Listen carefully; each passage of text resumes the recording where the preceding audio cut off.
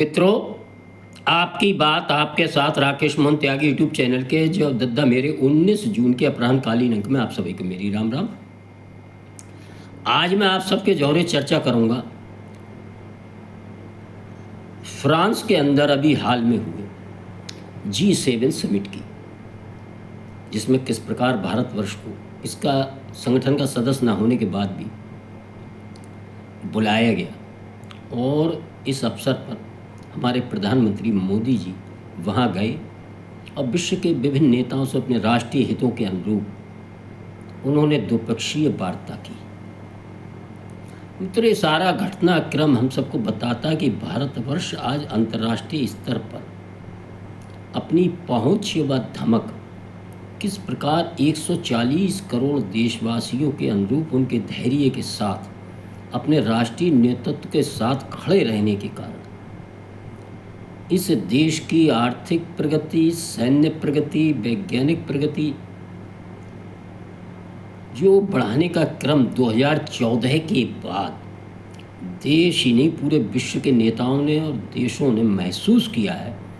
अब विश्व के अंदर भारतवर्ष को कोई भी किसी भी घटनाक्रम में भारत की राय को, भारत के विचार को अनदेखा नहीं कर सकता।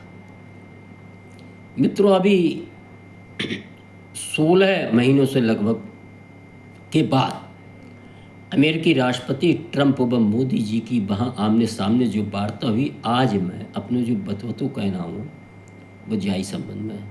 लेकिन मैं इससे पहले मैं आपका ध्यान कुछ पीछे ले जाना चाहूँगा। किस प्रकार बिल्ला दिनन से हम सब ने देखी भैया आए बाएँ साएँ ट्रंप जन भारत मोदी जी के बारे में तरह तरह की बातें करते रहे कि जो इनकी इकोनॉमी डेड इकोनॉमी है, जो हो जाए वो हो जाए वो, तरह तरह की बातें करते रहे। नरक है उस भारत के बारे में जिसको वह अपना बड़ा अभिन्न मित्र बताते हैं। मित्रों, इस प्रकार की बातें करना, इस प्रकार के व्यवहार करना ही ट्रंप की मुख्य पहचान है। सुबह कुछ, दोपहर कुछ, शाम कुछ। मित्रों, यह दिखाता है कि उनके व्यक्तित्व में धैर्य की बहुत बड़ी कमी है और किसी भी राष्ट्र का नेतृत्व करने वाला हो, चाहे छोटे किसी संस्थान का, संगठन का, अपने परिवार का नेतृत्व करना हो, जिस व्यक्ति में धैर्य की कमी होती है, धैर्य नहीं होता, वह कभी भी सफल नहीं होता, वह हमेशा हास्य का पात्र बनता है। मित्रों, मोदी जी और ट्रंप में जो बहुत महत्वपूर्ण अंतर है, दूसरी ओर मोदी जी को कभी भी धैर्य का दामन नहीं छोड़ते। चाहे उन पर कितने व्यक्तिगत आक्षेप आवे, वो आपको कुछ नहीं बोलेंगे। आप कहते रहिए, उनको जो करना है वो करते हैं। उन्हें मालूम है कि मुझे कब, कहाँ, क्या और कितना बोलना है। और दूसरी ओर ट्रंप है, उन्हें पता ही नहीं कब, कहाँ, क्या और कितना क्यों बोलना है। यह जो अंतर है, इस कारण आप महसूस करेंगे 16 महीने बाद वही मोदी जी हैं, वही ट्रंप है, वही अमेरिका, वही भारत है। आज ट्रंप मोदी जी के बारे में फरिश्ता बता रहे हैं, देवतुल्य बता रहे हैं, और दूसरी ओर उनको किलर भी बता रहे हैं, उनको सख्त वार्ताकार भी बता रहे हैं। मित्रों, आखिर ये दो ध्रुव की जो बातें ट्रंप कर रहे हैं, इनके बारे में हम समझेंगे तो हमें समझ में आएगा कि ट्रंप कहीं ना कहीं अपने साथ जो लंबा अनुभव मोदी जी से वार्ता करने का आया है, वह अपने अनुभव के आधार पर सच बोल रहे हैं। मित्रों, हम सब जानते हैं अमेरिका ट्रेड डील में भारत अमेरिका का विवाद काफ़ी दिनों से चल रहा है और किस प्रकार अमेरिका इसमें भारतीय किसानों के हितों के खिलाफ भारत से, मोदी जी से उम्मीद कर रहा था कि वह अपने कृषि उत्पादों को, अमेरिकी कृषि उत्पादों को के लिए भारत का मार्केट खोल दे। ये भारतीय किसानों के अनुरूप नहीं, इसलिए मोदी जी ने उनकी इस मांग को सख्ती से मना कर दिया। वह किसी कीमत पर तैयार नहीं हुई। किस प्रकार विभिन्न हथियारों की डील में मोदी जी ने अपनी मेक इन इंडिया नीति को प्रमुखता रखते हुए उन्होंने कहा, ठीक है, हथियार हम लेंगे लेकिन बनाएंगे पूरी टेक्नोलॉजी के साथ, हमें दीजिए और 80-90% उत्पादन हमारे देश में ही होगा। निश्चित अमेरिका ने अपने हितों को इस चीज़ को अनुरूप नहीं समझा और अमेरिका तरह तरह के अन्य जो वार्ताएं होती हैं और जो रणनीतिकार बैठते हैं अपने अपने राष्ट्रीय हितों को अनुरूप बात करते हैं, वो हम सबको पता नहीं लगता। लंबे समय तक ये वार्ताएं होने के बाद अमेरिका और अमेरिकी राष्ट्रपति को महसूस हुआ कि ट्रंप को ख़ास तौर से कि मोदी जी को किसी भी प्रकार से झुकाया नहीं जा सकता। बहुत सख्त है और एक किलर की तरह सख्त है अपने कमिटमेंट पर, अपने भारतीय हितों पर, अपने भारतीय जनता के हितों पर, अपने राष्ट्रीय हित सर्वोपरि रखकर।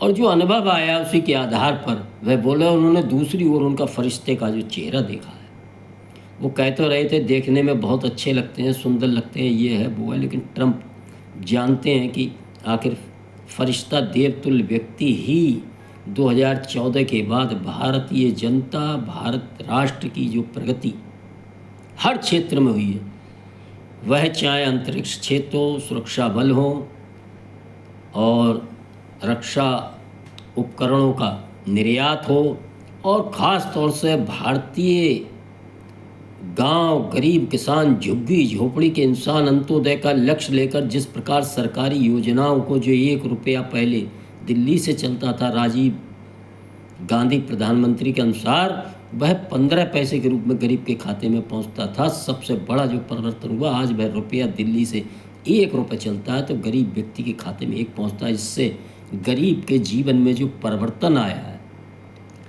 गांव में, शहरों में जो विकास की नित नई गाथाएं लिखी जा रही हैं, वह निश्चित ही कोई देवतुल्य व्यक्ति ही कर सकता है, जिसके लिए केवल और केवल राष्ट्र प्रमुख, राष्ट्रीय हित प्रमुख, एक नंबर पर भी राष्ट्रीय हित, दूसरे नंबर पर भी तीसरे, अपना हित, अपने दल का हित अलग।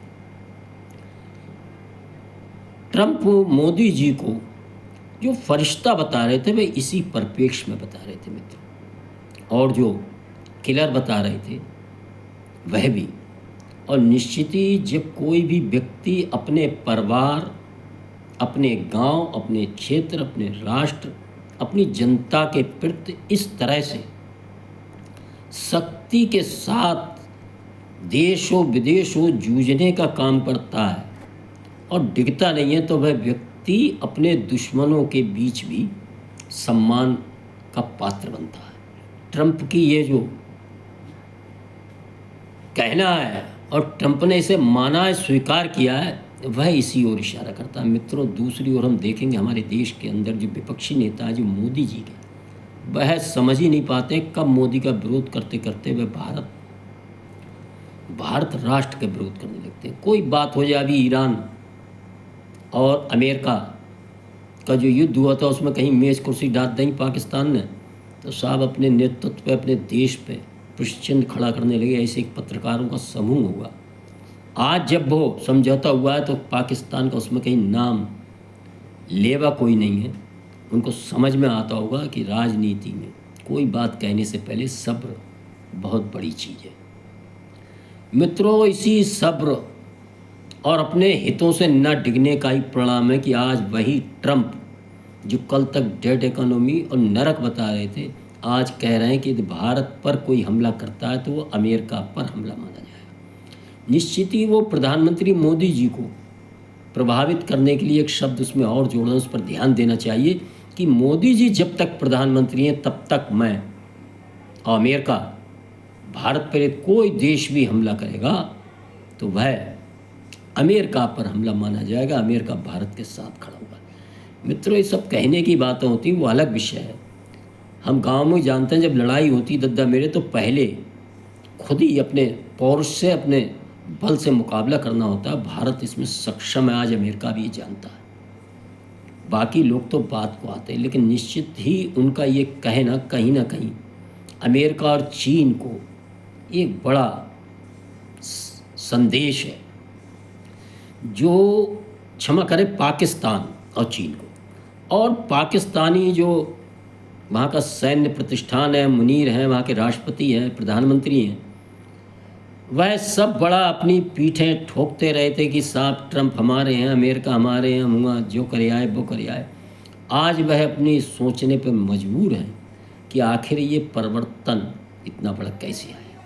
मित्रों, हम सब देखेंगे कि जब किसी देश की जनता अपने शीर्ष नेतृत्व पर विश्वास करते हुए लगातार उसके साथ प्रतिबद्धता के साथ खड़ी रहती, उसकी नीतियों, उसकी रीतियों के कारण, तो फिर उस देश के नेतृत्व, उस देश के और देश की जनता का भी मान अंतर्राष्ट्रीय स्तर पर बढ़ता है। मित्रों, मेरा इस अंक के अंत में आप सभी से अनुरोध है कि हम सब धैर्य के साथ अपने नेतृत्व पर विश्वास, अगाध निष्ठा रखें। नेतृत्व से हमारे राष्ट्रीय हितों के अनुरूप किसी भी प्रकार की कोई गलती नहीं हो सकती। ये हम सब बिल्कुल अपने मन में बिठा लें। और देश का जो विपक्षी नेतृत्व, उसको भी हम सब जहाँ जहाँ हमने किन्हीं कारणों से विपक्ष को वोट दिया, अपने नेतृत्व, अपने नेताओं को समझाएं कि आप मोदी जी का विरोध करें, लेकिन मोदी जी के ये अंतर्राष्ट्रीय स्तर पर अब भारत के प्रधानमंत्री भारत की संस्थाओं का विरोध करेंगे तो आप राजनीतिक रूप से इसी तरह अप्रासंगिक होते चले जाएंगे, चुनाव दर चुनाव हारते चले जाएंगे। मित्रों, आप सबने मेरे इस अंक को सुना। मेरा अनुरोध है, सुनकर ये अंकित पसंद आते हैं आपको लाइक करें, शेयर करें, चैनल को सब्सक्राइब करें। और मेरा अनुरोध है, आप अपनी कीमती राय कमेंट्स के माध्यम से जरूर दिया करें। धन्यवाद। जय श्री राम, जय श्री वाल्मीकि भगवान, भारत माता की जय।